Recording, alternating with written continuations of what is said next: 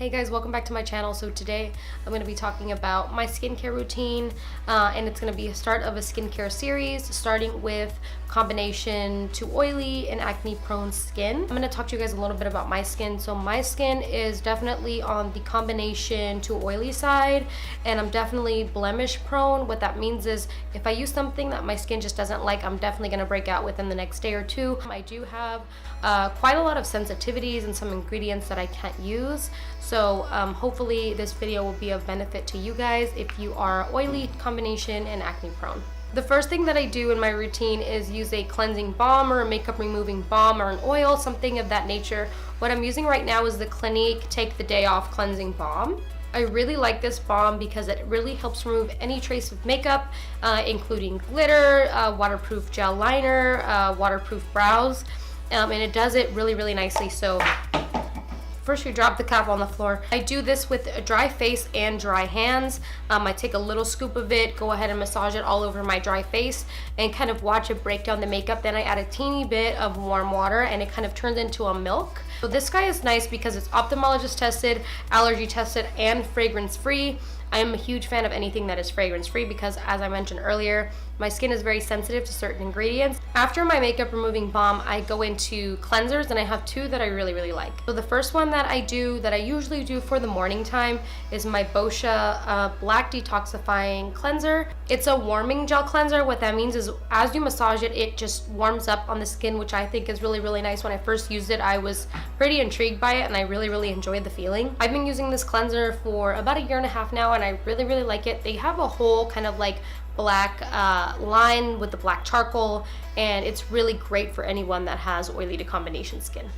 The next cleanser that I use is actually not a cleanser per se, but it does a lot of different things. It's the Dr.Broners Pure Castile soap, and this is the tea tree one. I also have a peppermint one that I've used.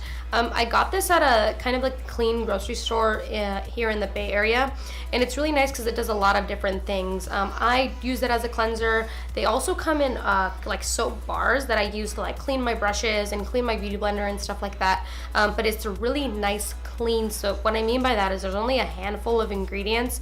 The first one being water and the second being coconut oil, the last being jojoba oil. So it is a very clean brand. Again, something that I really appreciate, especially with having sensitive skin and acne prone skin. The key to this guy is to dilute it. So I do a very tiny amount and then dilute with water, and it gives me a really nice lather. I typically use the Boscia Black Detoxifying Cleanser in the morning time, and I use this in the nighttime. Next, I want to talk about my treatment oils and my treatment serums. So serums are products that you use after your cleanser and before your moisturizer. That's more of a treatment. So the first one that I want to talk about is my Dr.Dennis Gross Ferulic Acid and Retinol Brightening Serum. This is a brightening solution because of that retinol and ferulic acid, and it does help with uneven skin tone. It helps with skin texture, fine lines and wrinkles, and it just helps brighten up the skin overall. So if you have some dark marks or hyperpigmentation, this will definitely help with that. Because it is a retinol serum though, you want to make sure you're using a sunscreen, and that is definitely like a must. So because there's an AHA acid in there, an alpha hydroxy acid, that it does kind of bring up your exposure to the sun. So if you go out in the sun after wearing this for a couple nights and you're not wearing sunscreen, what can happen is you can either get a sunburn or it can make your dark marks and hyperpigmentation even worse. I usually use this on certain areas. So these come with little pads that you can kind of directly spot treat the area if you only have certain areas where you have some hyperpigmentation. I usually only get it right around here where I have my bronzer and my contour. I used to use a MAC bronzer and it used to break me out really bad, and then I used to pick at them, and that's how I used to get these acne scars and hyperpigmentation scars. I haven't tried this and you're suffering from just hyperpigmentation and unevenness, I would definitely encourage you to give this a try with the use of a sunscreen. The treatment oil that I've been using has been the Sunday Riley U.F.O clarifying oil.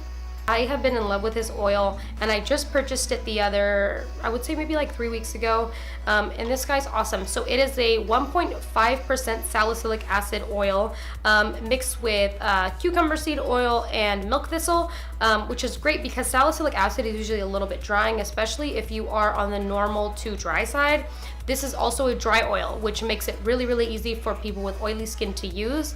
I never used to use oil just because I felt like I had oily skin and then putting oil on top of it. But I was definitely wrong about that. This guy, because it is a dry oil, absorbs really, really quickly, and because it has the salicylic acid, does promote clarity of the skin. This guy also has tea tree oil, which I am a huge fan of, especially as you saw with my tea tree oil cleanser. And it also has black cumin seed oil in there. It also has licorice in there, so it does help with brightening. Licorice is a huge brightening agent as well. You can use this before your moisturizer or mixed in with it. I usually do 3 drops all over the skin, 2 drops if you're more on the dry side, and then you would follow up with your moisturizer. Next, I want to talk about my masks and my exfoliators. The first product that I want to talk about is my favorite exfoliator right now that is a physical exfoliator, and it's the Cup of Coffee exfoliator from Lush.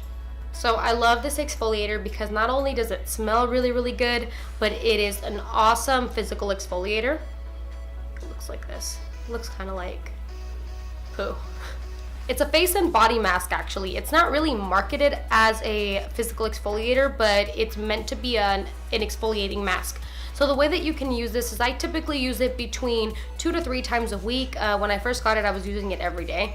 So you would put it on like a regular mask, leave it on for about 10 to 15 minutes, and then go ahead and exfoliate it off.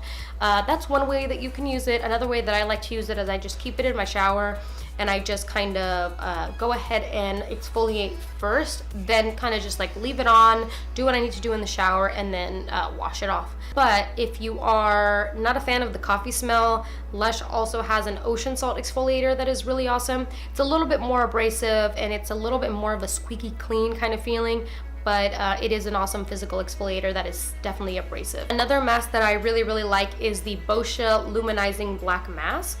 And this is really great for kind of pulling out any blackheads, which I love. It hurts. It hurts when you're using it, especially if you get it in your eyebrows and your hairline, which I am not a huge fan of, but it helps remove dirt and impurities, which is definitely true. After I leave it on and pull it off, I can see all the little, I don't want to say like dirt because that's gross, but like you can see all of the impurities, excess oil into the skin. That's what I wanted to say. So the way that you use this, you apply a very thick opaque layer. What that means is you don't want to see your skin through it. And I think it's very important because it'll give you a nice clean peel. The first time it was very, very patchy, and then I had to like scrape it off. So the way that you want to use this is you do a very thick opaque layer. You have to allot yourself at least 45 minutes, you guys, for this mask to dry, or else you're not gonna be able to peel it off. Please don't get it on your eyebrows. Don't get it on your hairline. If you have a mustache, don't get it on your mustache. No. No. You can't. No. Like males. No. Please say something else, but hold it up again. This is my favorite moisturizer that I've been using forever. I have strayed away from this moisturizer, but then I always end up coming back to it. It's the Korres Pomegranate Gel Cream. Hadn't found a really nice moisturizer that I like that was really good to my skin and gave me the hydration that I wanted.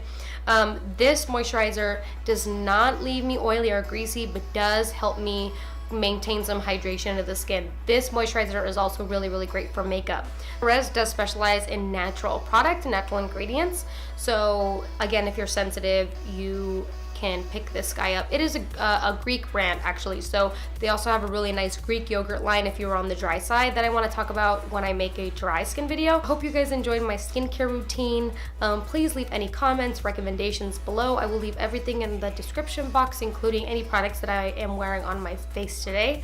I do plan on doing a series where I talk about a bunch of different skin types, and this is just one of them. Please leave me any feedback below. Don't forget to comment, like, and subscribe, and I will see you next time. Bye guys! Bye guys!